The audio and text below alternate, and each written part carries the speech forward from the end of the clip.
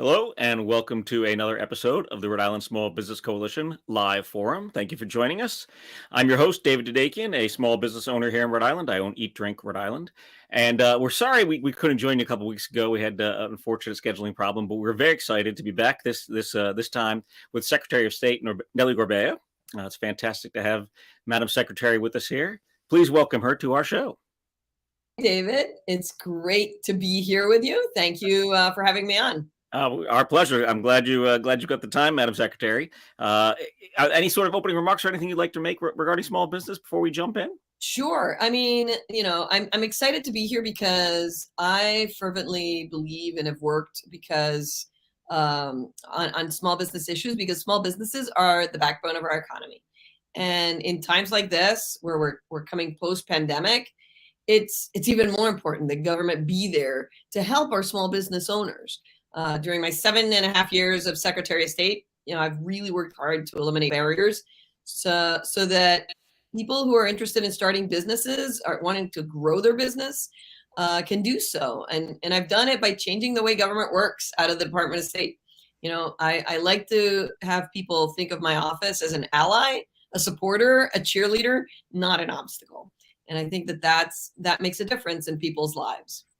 Absolutely. And I think it has been, certainly, as you said, 7.5 years, I've seen the change. I'm going to remind our viewers, just so you know, and if you're out there viewing this live on Facebook, if you have questions for the Secretary, please put them into the chat and we'll add those later. But I wanted to remind, the Department of State has its own business services division. And I'm going to read it right off the website here. It maintains the Rhode Island State Business Registry. So if you're out there, you've certainly used this website, and you've certainly seen the improvements in this website over the last few years. Has gotten a lot better. New business formations, ongoing registrations, and things of that nature. So that's why small business and the Secretary of State's office really go hand in hand in so many ways. And I just want to make sure people out there remember that and realize. And if you are a corporation in Rhode Island, hopefully you filed your annual report 2 weeks ago now. What is it? Today's the 17th. So yeah, by the 1st. And again, that was another part where we worked hard. A lot of the challenges that small businesses face are because things are outdated in the law. So right. That was a perfect example. We had a law that basically said that you had to file your corporations on X date, your LLCs filed on a separate date, and nonprofits would file on another date, 3 different dates. Why? Right. Because way back when all of this was written up, that we were doing paper processes. And so we would get buckets of annual reports in each of these categories. And in order to process them in an orderly fashion, you had to split it up into 3. Now, fast forward, and now we've made it easier for people to use the online system. And suddenly you see 80% of your filings are now done online. And, the mail is very, manageable. So, but you can't just like when you're in business, you can just say, well, I'm going to change that process. No, it was written in the law. So you can't just say, well, I'm going to start next year having only 1 date to maximize on this. So I had to go to the legislature and say, we need to change the law. And then you get a lot of questions as to why you need to change the law. And, it's a process to do these things in government. But the great news is that we were able to pass the law. We were able to streamline this process. And now it's easier. Now you don't have like, today is the annual report date for LLCs. And you're like, oh, I don't remember. Am I a corporation? You just have 1 filing date going forward. And right. So again, these are examples, very specific examples of the kind of changes that we've done at the Department of State to turn it into a very business friendly space. Absolutely. As business friendly as it is, and this is a user error. I'm going to tell you a slightly, it's funny, not funny, funny story. Unfortunately, I didn't realize until before this program when I was surfing the sites and making sure I was up to date on what was going on with your office. I missed my filing last year, and I got revoked. Yes. And I didn't. If a letter went out, I certainly didn't see it. But I will say, to be fair, last year, between commerce applications and grants and loan applications and everything to try and recover from the pandemic, it's entirely possible that I missed it. But can you tell us a little bit, to me specifically, I want to know, tell us a little bit about the being revoked, and what does it mean to be registered with the state as an LLC or a C Corp or anything like that? So basically, historically, right? What is the Secretary of State? The Department of State, the Secretary of the State, literally is the Secretary of all of government.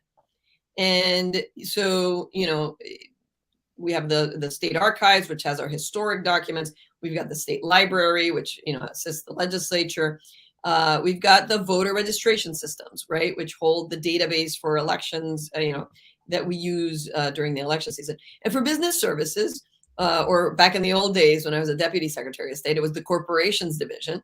It was the registry of businesses incorporated in our state. Kind of was like a big filing cabinet, or the other way I would describe it is it was a phone book, right? You really needed to know what you were looking for, and then you could find it.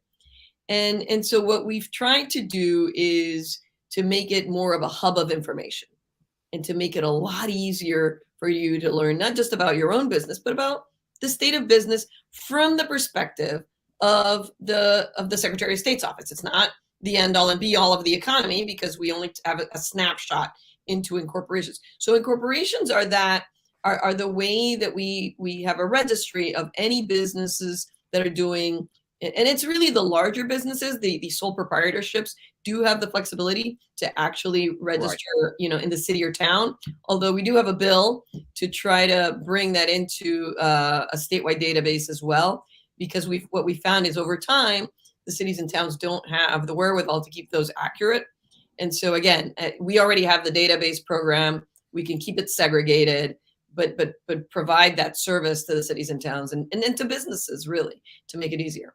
Yeah, that was actually one of the questions one of our members asked, is what as a sole proprietor can you register and things of that nature. So that's good to hear that you're interested in registering those businesses as well.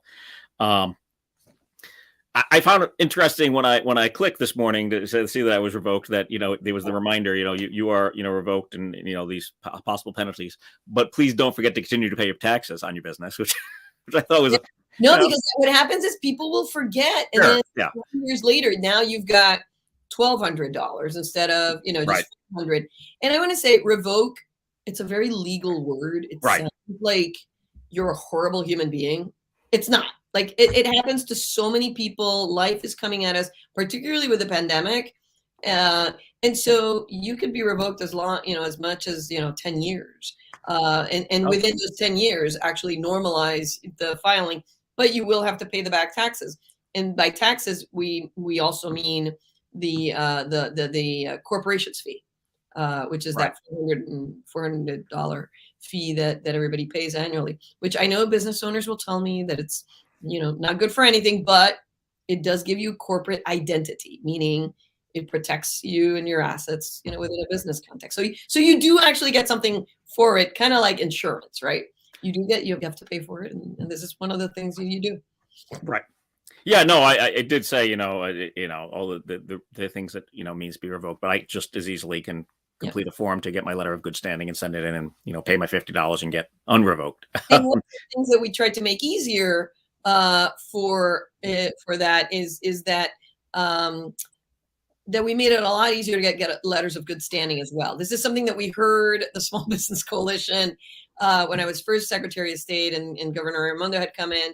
Her tax office and my office worked very hard to streamline the process. Again, we passed another bill so that you wouldn't be required to get a letter of good standing from both agencies for a number of dissolution situations. We were really out of whack with the rest of New England. And I remember going to the tax administrator and saying, you realize that we ask for this, twice as many times more than other states in New England? And he's like, well, I've never looked at it that way. I'm like, well, it's time to look at it that way. Let's streamline the process. And that has been a very successful implementation, again, to make this a much more business friendly state. So if you have any questions, because you've looked it yourself up on the business database at sos.ri.gov, and you want to figure out what to do next, feel free to call my office, 222 3040.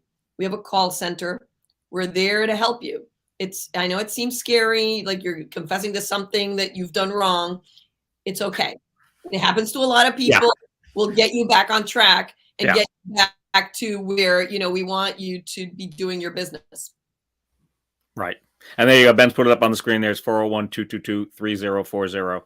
And the website is sos.ri.gov. It was fascinating. And as I said, I think the website is dramatically improved. It's great to see. And the tax website has also been dramatically improved, the tax portal, which I know is unrelated to you. Unfortunately, the two didn't, I couldn't click for a letter of good standing on the SOS website, but I could on the tax website. All right. I'll say it now. Once I'm governor, we're going to work on that. We'll get to that later. Let's stick with the office right now. We'll certainly get to that because it was just one of those things like, oh, the websites don't talk, but one of those minor problems that we all kind of come to accept with the state government, but it doesn't have to be that way. And certainly, like I said, you've dramatically improved the business website. I mean, I'll say it's unrelated to small business here and everything, but clearly over the last couple of years, it's definitely proven that the election website is so much better. Fantastic stuff, and for everything from registering to seeing the results. And for those of you out there who are interested in information about elections, although you can get to it through the sos.ri.gov, we have a specific voter information center, which is vote.ri.gov. You can see your ballot once it's ready. You can track your ballot if you do a mail ballot. You could find out where your polling places are. There's a lot of information about elections, anything that you ever needed to know about voting, including even who represents you at the, on your city and town, and especially your General Assembly members. You can find that information at vote.ri.gov. Yeah, absolutely. Yeah, no, it's a great website. So I'm glad. There's a question there in the chat about will sole proprietorship get that? I mean, I think they mean a revocation notice, and the answer is no. That they don't have the same process at the local level. Right, but so there's a bill currently in the General Assembly to add sole proprietors to that database. Yes, but to run it separately. So, right. And I encourage, if somebody's interested in more information about that, Maureen Ewing, who is the amazing director of our business services division, can have a heart-to-heart conversation with you about what the bill means and what it doesn't. Great. Well, while we're on the topic of bills, there were two that I saw in the news last week or the week before I wanted to ask you about, both submitted by Representative Greg Amore, who's happens to be, we had him on the program a few months ago. We had a great conversation. I really enjoyed my conversation with Rep. Amore a lot. He's running for Secretary of State since you have to leave the office due to term limits. The Modernized Rhode Island's Uniform Limited Partnership Act, the Uniform Partnership Act, the two different bills in the House. What can you tell us about those? What's that working for? Yeah, no. So those bills are really about modernizing the underlying legal structure. Most small businesses, this is really more for the attorneys out there to have a common. There's something called the Uniform Commercial Law Statutes, and what they do is that although states can individually have their own systems set up and legal structures, what this Uniform Law Commission does is to try to streamline and systematize certain aspects of the law that every state has, so that you don't have crazy differences between one state and the other. And so those are really very technical bills, in my opinion, that are more just it's almost like infrastructure, right? You drive through the roads, you don't really notice it unless you see a pothole kind of thing. Right.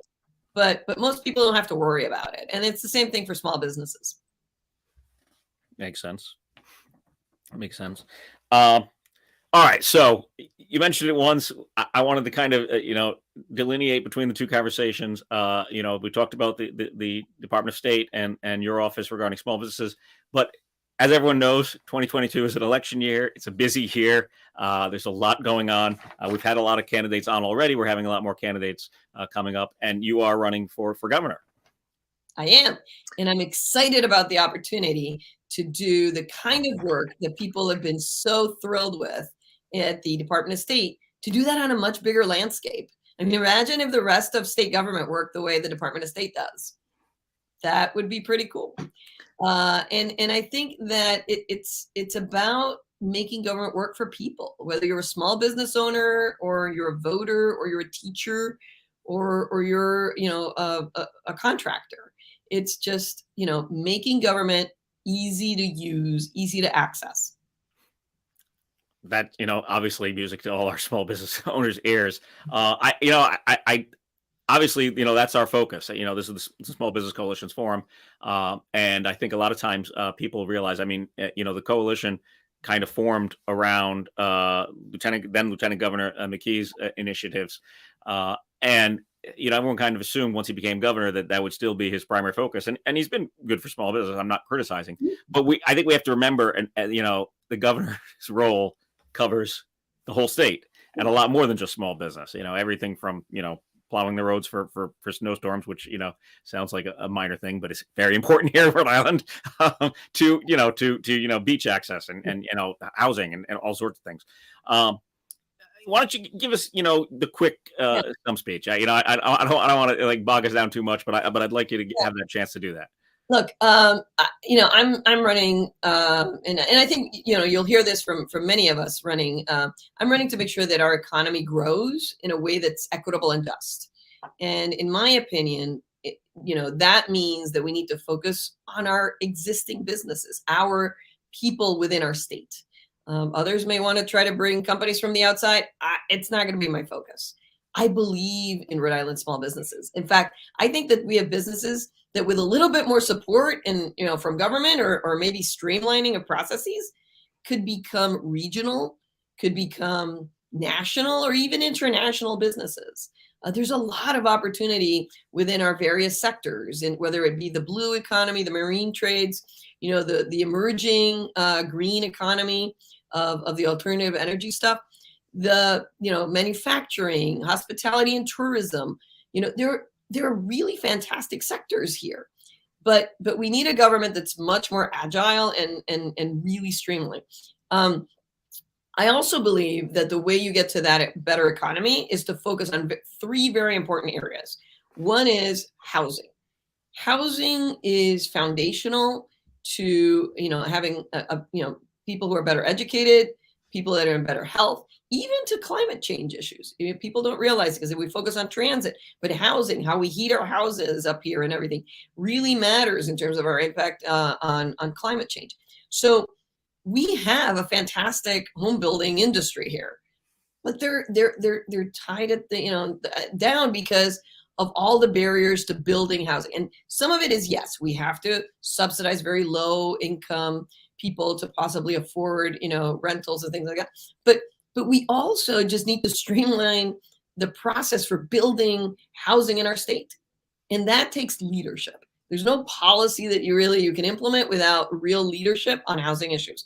And I happen to have been executive director of Housing Works, and I know how to get that done. So, housing is, of course, like I said, interconnected with education. And it's very important that we make sure that we invest in our people all the way from our earliest, childhood days to universal pre-K and K through 12. I want to make sure that we add to the Constitution a constitutional amendment that values education, that says that it is the right of every Rhode Islander to have access to a quality education.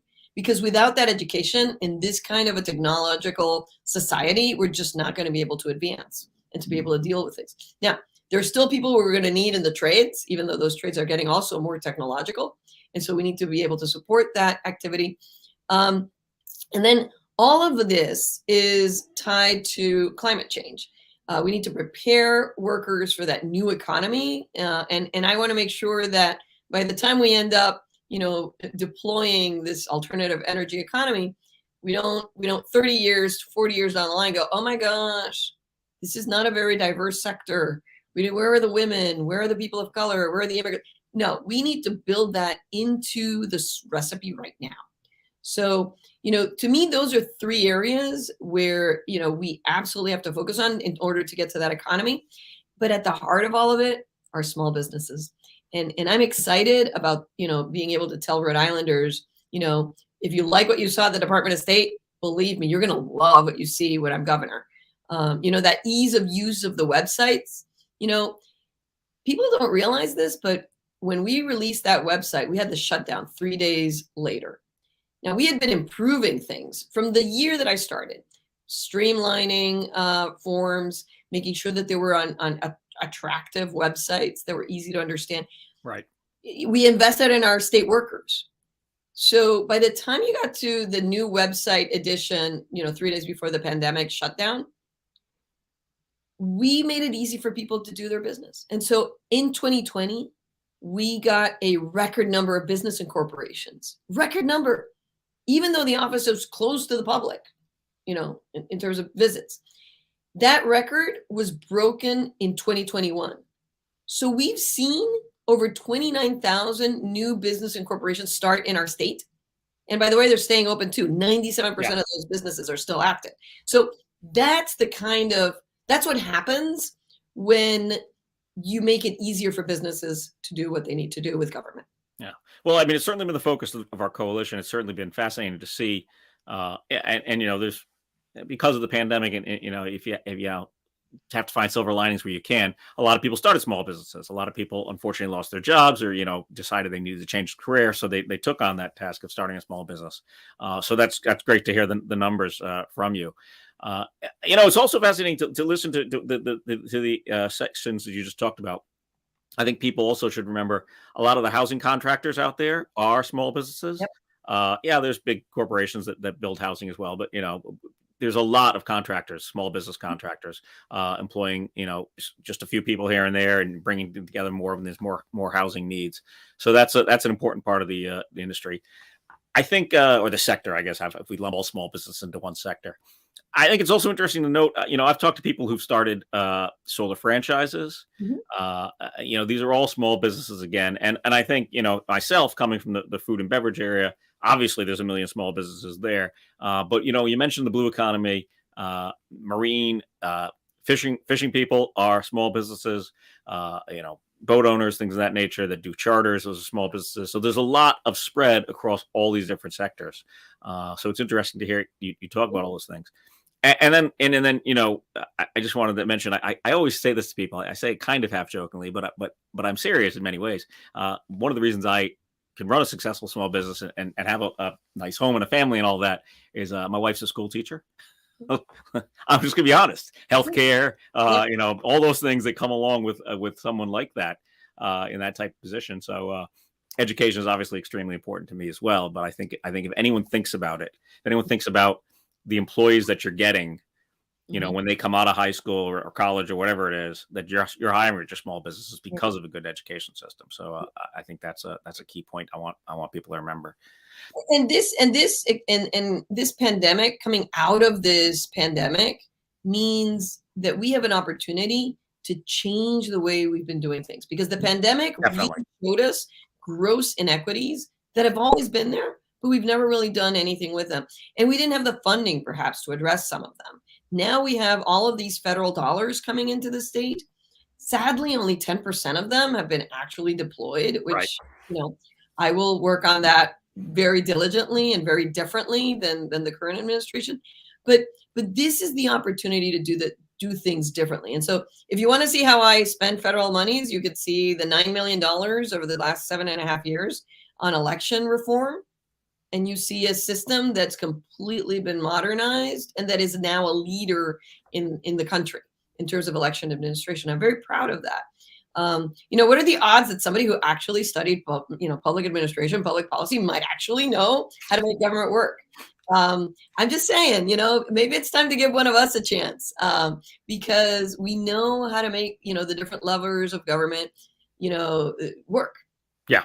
Yeah. I mean, as long as you can steer away from the bureaucracy side of it, I'm all for that. I have that same conversation with Liz Tanner sometimes, because it's like, she doesn't want the bureaucracy either. But obviously it's kind of unfortunately baked into government in many ways.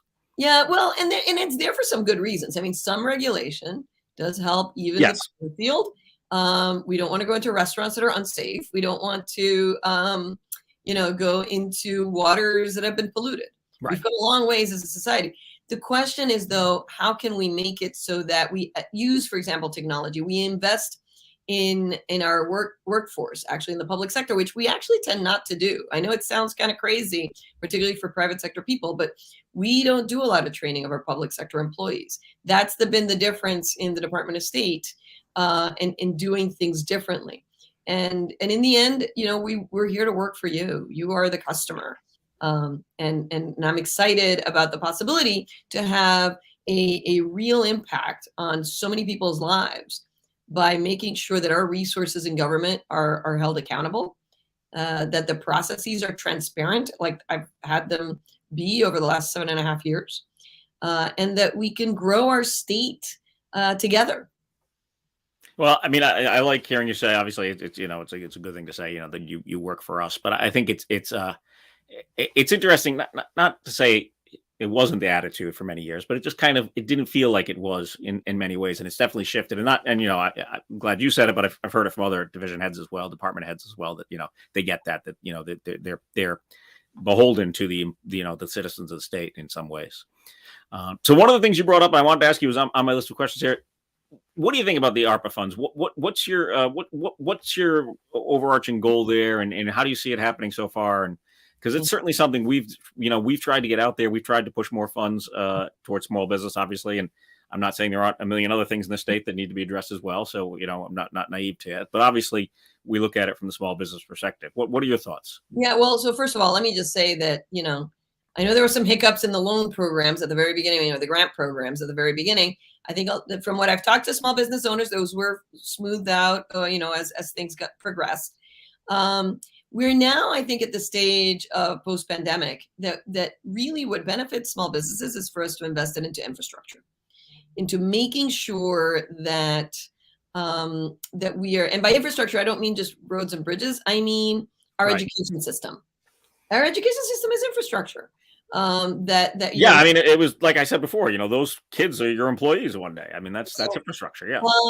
That we use a significant portion of it to help address and solve the housing crisis that we're facing right now, which is crippling so many people in our state. And so those are some of the areas, and then some of them are going to be areas that, for example, I was very happy to see the Rhode Island Foundation talk about the importance of cyber. We need to make sure that we're not at a technological disadvantage with other states by making sure that we have a robust access to the internet, to cyber, and to that it is a secure process. I now have a security clearance thanks to elections on cyber stuff and elections. And I can tell you that whether or not you have access to broadband is going to affect you as a business. Oh, yeah. Sure. But as a person, it will affect whether your kids or not can do their homework or not. It's going to affect what kind of health care you can get, because telehealth is here to stay. Yeah.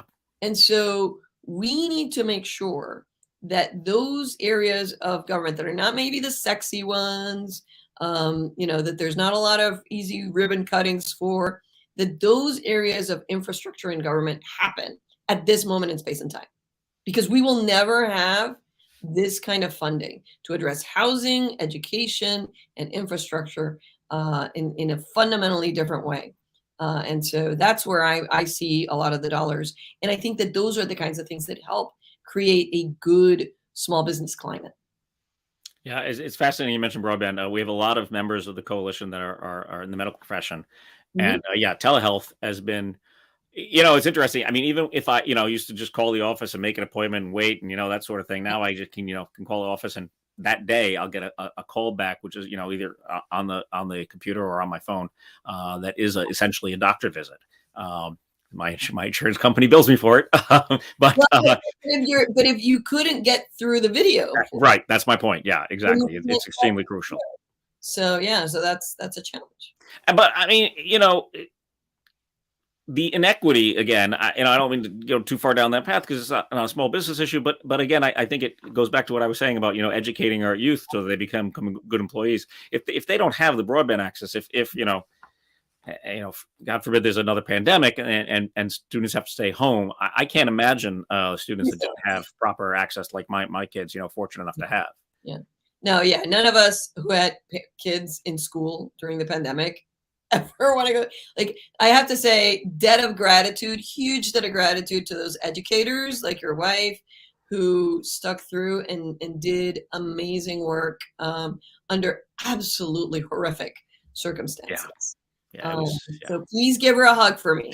I certainly will. Yeah, I've said this before. She worked, 8 a.m. till midnight, almost 5 days a week, and sometimes on the weekends. And she was alone. All her fellow teachers were doing the same. So it really was amazing to see. And it gave us the opportunity to really stretch our muscle in government. So, for example, we started developing a really cool online state house tour.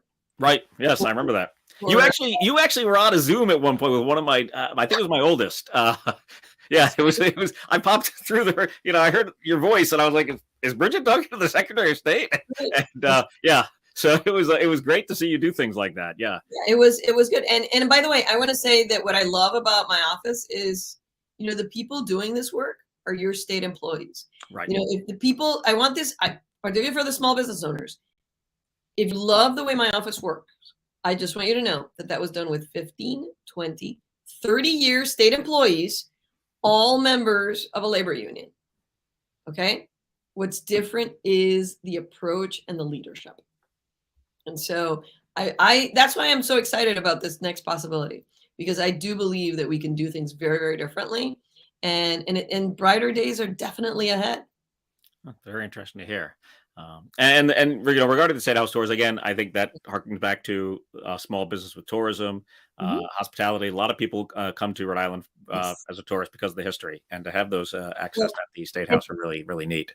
And I want to complement that and really anchor that historic tourism with an actual state museum, state history museum, state archives facility across from the State House, actually. Well, sort of diagonal from the State House. That's an idea that I had a few years, pre-pandemic, and then things got derailed. But I'm very committed to having that happen, because we need that anchor space that speaks to our story, that gives it a space to tell our story, and then points to other places where you can continue to navigate the story. Whether it's, you're interested in military history and you want to go to Newport to the beginning of the Navy, or it's, Nathaniel Greene's house in Coventry, or the James Brown house, right? If you want to, look at religious freedom, again, Newport's a fantastic place to go. Or to learn about, our role in the state slave trade and the resources over in Bristol. So there's a lot there that we could be building on. There's no reason why, our neighbors to the north have to eat our lunch on this. Yeah. We just need to really make sure that we correct people's history books. The Gatsby is the spark that ignited the American Revolution. And if you want more on that, you can go to sos.ri.gov, where we have created a very robust online exhibit, as well as it complements our existing exhibit at the State Archives, just to make sure people know.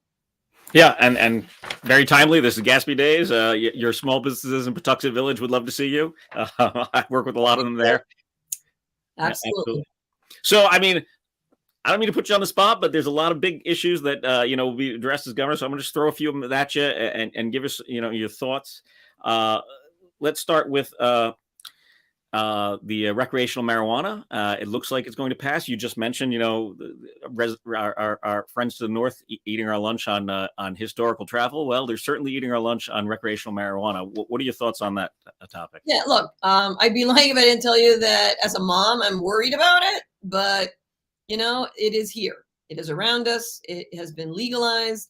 It's time for us to move forward with that. And then to do two things: to make sure that the money is targeted in part towards addiction services for those that might end up on that path, sadly. And then the other piece of it is that there has to be, and I believe the bills do address expungement of records for past offenders, because what's fair is fair. It goes to issues of equity. And so, I'll manage it with all due caution as we go forward. Absolutely. Your thoughts on the? It looks like it's going through smoothly so far, but your thoughts on the industrial trust building and the deal that's been worked out there? It's a large sum of money from the state. It is. It is. I'm still waiting to see how it goes through. With regards to the local. I have some concerns. I have some concerns about the wealth of resources that's going to be invested in it. Yes, it's a great building. It's a fine architectural gem. It was created for a purpose, as because architecture comes with a purpose, and so it's very costly. What we're talking about, I'd feel better about it if it wasn't so costly, because I Yeah. think about, I know that it's supposed to have this ripple effect on the economy, but what would have an amazing impact on our economy? Making sure that that kind of money gets spent on Providence Public Schools and the infrastructure of education in our capital city. If our educational system in Providence were upgraded significantly, we would not have a problem filling commercial real estate or any other kind of real estate, because there would be a huge demand. And I think that there is a connection. And this is the thing about public policy. Things are interconnected. Yeah. One solution needs to be able to address more than just one problem in order for it to really leverage our tax dollars. And so, we'll see. We'll see how it goes. Another topic that's often brought up with small businesses, especially those in coastal communities, there's lots of small businesses that take advantage of the coast, is obviously climate change and sea level rise. What you touched on a little bit before, but let's talk specifically to affecting businesses in those areas that have been flooded before, things of that nature. Yeah, no, absolutely. And we need to start addressing this front and center. The town of Warren has done a great job in starting to identify what are we going to do, because the water's coming and there's no stopping it, right? So we need to have more of those conversations around our coastal cities and towns. We're amazingly blessed in having an institution like the University of Rhode Island that has a ton of academic resources that can help the cities and towns through this, navigate all of this. And so, I will be definitely focusing some of my efforts out of the governor's office to look proactively at what we need to do to secure, our coastlines in a more feasible way. All right. I don't want to forget, Ben, are there any questions in the Facebook chat for the secretary? There we go. One there on screen, expressing great points. Can you elaborate a bit on how you would address the affordable housing crises? Oh, sure. That's one of my favorite topics, actually. Only because I was executive director of Housing Works, Rhode Island. Yeah. Ended up being a coalition of businesses, nonprofit affordable housing developers, and others in the community that wanted to address this. And so, thanks to my work in that coalition, we were able to get our second housing bond, implement the first two housing bonds, create 2,000 homes with those monies, and show that really we can do this. So I will be looking at, and I see that Speaker Shekarchi has already moved forward with it, but the Secretary of Housing and Community Development really should be a cabinet level position for the governor. I don't believe that it belongs in the Commerce RI basket, because it really needs to complement with human services for some part of the housing that we're going to be providing. It needs to be complemented by wraparound services. And so that coordination and orchestration happens best out of the governor's office. It also says this is a real issue that the governor's going to really marshal when you have a position like that. So we're going to be doing so that I'm going to very proactively be working with cities and towns. We cannot fund or subsidize our way out of the housing crisis. Right. Yeah. Not enough money. We need to subsidize the very, very lowest, housing for the unhoused, people like that. But we need senior housing for seniors to leave their bedroom home and downsize. We need affordable family housing for starter homes.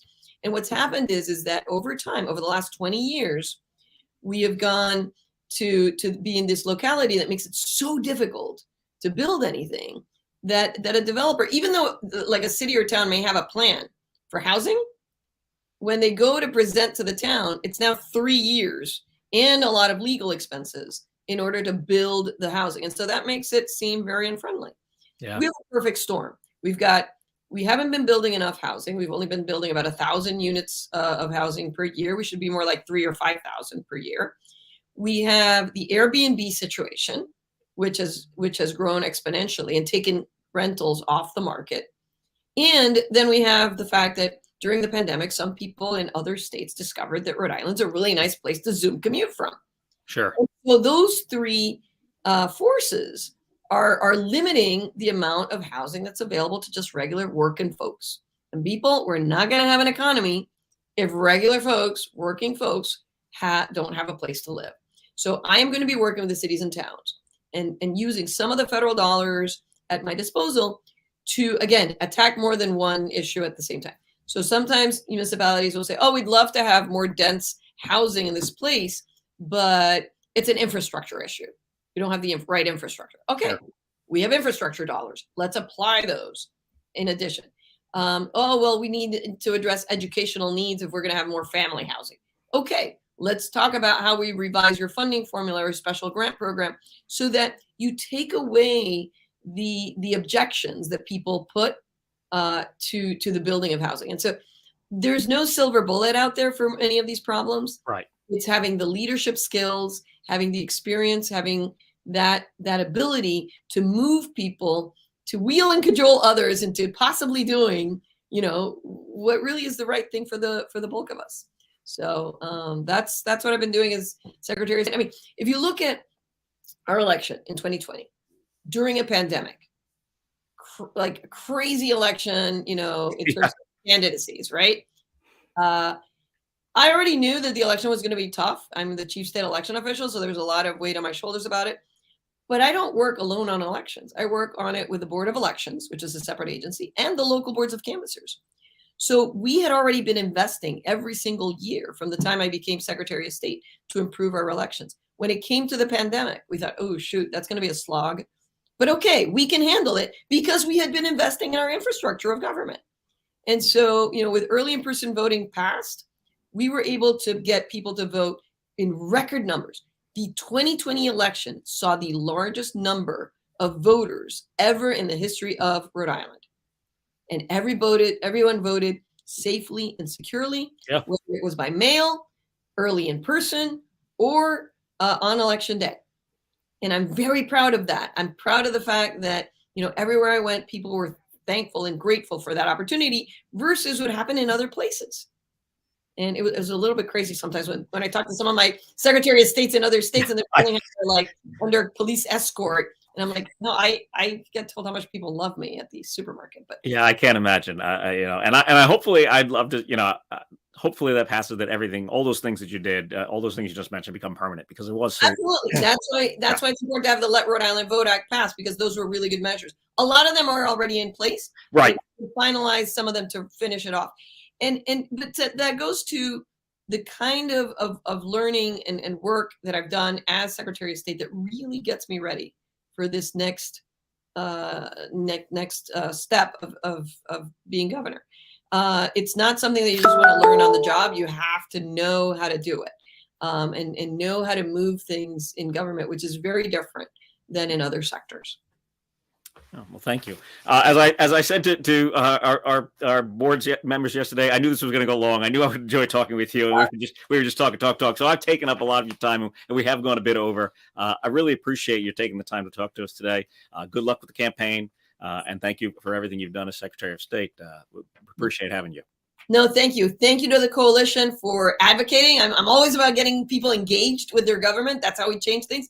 Thank you, David, for all the work you've done in the hospitality sector to really highlight how wonderful a state we have. And I look forward to working with you some more over the next few years. Thank you. I appreciate it. All right. So yeah, that was a great conversation. I hope you enjoyed that. As always, this is saved on Facebook. If you missed the beginning, you can come back and watch the rest of it. We've got a great group of guests coming up in the next few weeks. Going back to the General Assembly before the session closes for Senator Jessica De La Cruz and Representative Karen Alzate, the next two guests. But then we've got some candidates coming up. We've got Treasurer Seth Magaziner coming up. He's running for Congress. Joy Fox also running for Congress. They're June 8th and July 12th. Ashley Kalis. I hope I'm saying that right. I haven't actually heard it out loud now that I say it, but I hope I said that right. She's running for governor, and she'll be with us August 9th. And then we've also got some more small business owners and small business support groups coming up in the next few months during the summer. So please join us for all those shows and more at rismallbusiness.org. You can join the coalition. It's only getting bigger and better every day. Seriously, I'm not just saying that for hyperbole. It really is. Hit rismallbusiness.org and sign up for the newsletter, and you'll find out everything that's going on. And I'll see you at the next show. Thank you.